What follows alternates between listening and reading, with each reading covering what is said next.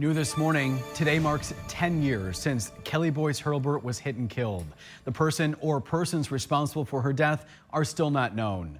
Up North Live's Allie Baxter spoke with Kelly's family as they reflect on another year without answers. 10 years. It may be a decade later, but the same faces are still here. And you may not always see us share it all the time because it's hard. Kelly Boyce-Hurlbert grew up on a trout farm in Benzie County. She loved seafood, tutus, and the color purple. A little spitfire. So everybody, she was always sweet to everybody, but as her sibling, she was the quiet, but don't make her mad.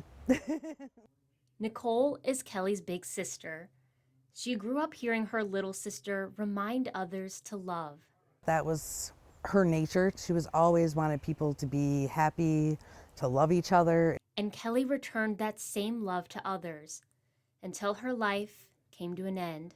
Kelly Boyce-Hurlbert was hit and killed while riding her bike in Traverse City. That was almost 3 years ago. A woman killed in a hit-and-run crash on Washington Street in Traverse City 5 years ago. Today marks 6 years since Kelly Boyce. This time of year is always especially hard, just not having answers. Investigators know that Kelly was biking home from work when she was hit from behind. Who hit her is still a mystery. We know what happened, but not who. You'll never move on, but to just not have the answers, all the pieces, is just unbearable. Nicole says there's a hole at every celebration because Kelly isn't there. It makes her think of Kelly's dreams that won't be fulfilled.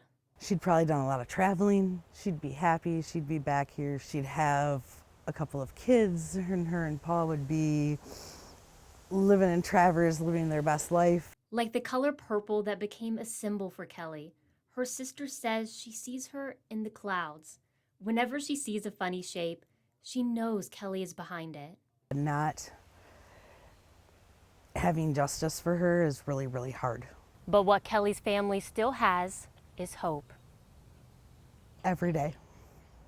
Every day we hope we get the phone call that it happens. And you try not to get too hopeful, but you do hope every day that that will happen. Kelly's case is still open, waiting for closure. Investigators say they're not done, and neither is Kelly's family. Until we bring, and I will say, her murderer to justice, because the tip, it is going to take a tip, it's going to take a confession. Nicole says the past 10 years have been full of ups and downs without Kelly. She and her family have good and bad days, but every day, you think of her most days. Yes, every day. In Traverse City, Allie Baxter, Up North Live News. There's a $25,000 reward for information leading to the arrest of the person responsible for Kelly's death. If you think you know something, investigators want to talk to you. Take a look at your screen. This is how to contact the Traverse City Police Department with tips.